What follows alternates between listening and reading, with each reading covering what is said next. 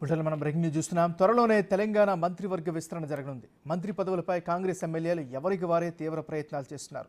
దీనిపైనే 5 రోజులుగా ఢిల్లీలోనే ఉన్న సీఎం రేవంత్ రెడ్డి అధిష్టానంతో చర్చలు జరిపారు.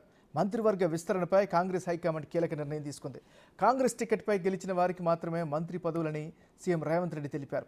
నామినేటెడ్ పోస్టుల భర్తీ, పీసీసీ ఎన్నికపై అధిష్టానంతో చర్చలు జరిపిన సీఎం రేవంత్ ఈసారి మంత్రివర్గ విస్తరణలో ముదిరాజ్ సామాజిక వర్గానికి అవకాశం ఇవ్వనున్నట్లు తెలుస్తోంది.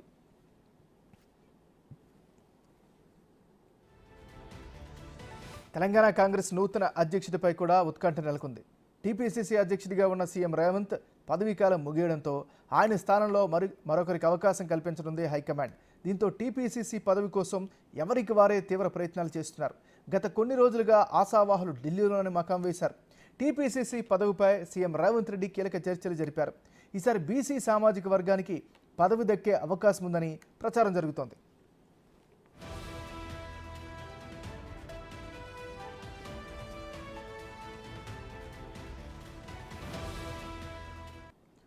బుల్టెన్లో మనం బ్రేకింగ్ న్యూస్ చూస్తున్నాం. త్వరలోనే తెలంగాణ మంత్రివర్గ విస్తరణ జరగనుంది.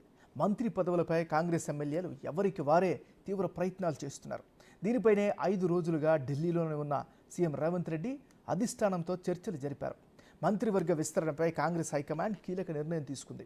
కాంగ్రెస్ టికెట్పై గెలిచిన వారికి మాత్రమే మంత్రి పదవులు అని సీఎం రేవంత్ రెడ్డి తెలిపారు. నామినేటెడ్ పోస్టుల భర్తీ, పీసీసీ ఎన్నికపై అధిష్టానంతో చర్చలు జరిపిన సీఎం రేవంత్ ఈసారి మంత్రివర్గ విస్తరణలో ముదిరాజ్ సామాజిక వర్గానికి అవకాశం ఇవ్వనున్నట్లు తెలుస్తుంది. ఇదే అంశానికి సంబంధించి మరింత తాజా సమాచారాన్ని మా రిపోర్టర్ శివ లైవ్లో అందిస్తారు. శివ, చెప్పండి. రైట్ అమ్మన్నారు. గత 5 రోజులుగా ఢిల్లీలోనే మకామిస్తున్న తెలంగాణ సీఎం రేవంత్ రెడ్డి ఢిల్లీ పర్యటన ముగించుకుని 5 రోజుల ఢిల్లీ పర్యటన ముగించుకుని మరి కాసేపట్లోనే తుగ్లక్ రోడ్లోని తన అధికారిక నివాసం నుంచి ఢిల్లీ ఎయిర్పోర్ట్కు బయలుదేరిపోతున్నారు. అక్కడి నుంచి 10 గంటల 20 నిమిషాలకు ఢిల్లీ నుంచి హైదరాబాద్ బయలుదేరుతారు. ఈరోజు వరంగల్లో పర్యటన టూర్ ఉన్న నేపథ్యంలో అక్కడ వివిధ కార్యక్రమాల్లో సీఎం రేవంత్ రెడ్డి పాల్గొంటారు. అయితే ఈ 5 రోజుల కాలంలో సీఎం రేవంత్ రెడ్డి ఏం చేశారు?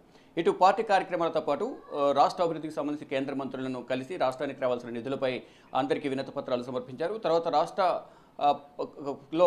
రాష్ట్రంలో కొన్ని కీలక ప్రాజెక్టులకు సంబంధించి పెండింగ్ ప్రాజెక్టులు ఏవైతే ఉన్నాయో దానికి సంబంధించి గతంలో ఇచ్చిన హామీలను కేంద్ర ప్రభుత్వం కొన్ని సుముఖత వ్యక్తం చేసినప్పటికీ నిధులు అనేది విడుదల కాలేదు. తర్వాత ఎన్నికలు కూడా వచ్చిన తర్వాత వాటన్నిటికీ అడ్డుకట్టబడింది. ఈ నేపథ్యంలోనే మరొకసారి వాటిని పునరాలోచించి దానికి సంబంధించి నిధులు కేటాయింపులు చేయాలి, రాష్ట్ర అభివృద్ధికి సహకరించాలని కేంద్ర ప్రభుత్వ మంత్రులకు సంబంధించి కొన్ని కీలక శాఖలకు సంబంధించిన మంత్రులను కలిశారు. వారందరికీ వినతి పత్రాలు సమర్పించారు. ఇక పార్టీ కార్యక్రమాలకు సంబంధించి కూడా అధిష్టానం పెద్దలతో పలుమార్లు సీఎం రేవంత్ రెడ్డి ఇటు పార్లమెంట్ హౌస్లోను ఏఐసీసీ కార్యాలయంలో సమావేశమయ్యారు. మరి ముఖ్యంగా ఇప్పుడు ప్రధానంగా నూతన పీసీసీ అభ్యర్థి ఎన్నికపై, మరోవైపు మంత్రివర్గ విస్తరణ, నామినేటెడ్ పోస్టుల భర్తీ, ఈ 3 అంశాలపైనే ప్రధానంగా ఈ పర్యటన అలాగే అధిష్టాన పెద్దలను కలవడం కూడా జరిగింది. దానిలో భాగంగా నిన్న మొన్న 2 రోజుల పాటు కేసీ వేణుగోపాల్, మల్లికార్జున ఖర్గేతో సీఎం రేవంత్ రెడ్డి భేటీ అయ్యారు. అయితే ఈ పీసీసీ ఎన్నిక పదవి అనేది తనకి జూన్ 27న ప్రకటించారు. జూలై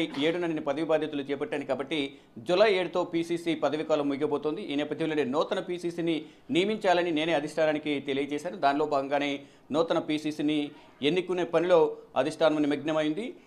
అధిష్టానం ఏ నిర్ణయం తీసుకున్నా దానికి నేను కట్టుబడి ఉంటానంటూ కూడా సీఎం రేవంత్ రెడ్డి తెలిపారు. దానిలో భాగంగా ఇప్పటికే కొంతమంది ఆశావాహులు ఢిల్లీలో అధిష్టానం పెద్దలతో మంతనాలు జరుపుతున్నారు. ఇటు ఏఐసీసీ కార్యాలయంలో అధిష్టానం పెద్దల ఇళ్ల చుట్టూ కూడా చక్కర్లు కూడుతున్న పరిస్థితి కనిపిస్తుంది. ప్రధానంగా ఈసారి బీసీ సామాజిక వర్గానికి పీసీసీ పదవి ఇవ్వాలి అనేది అధిష్టానం కూడా నిర్ణయించినట్టు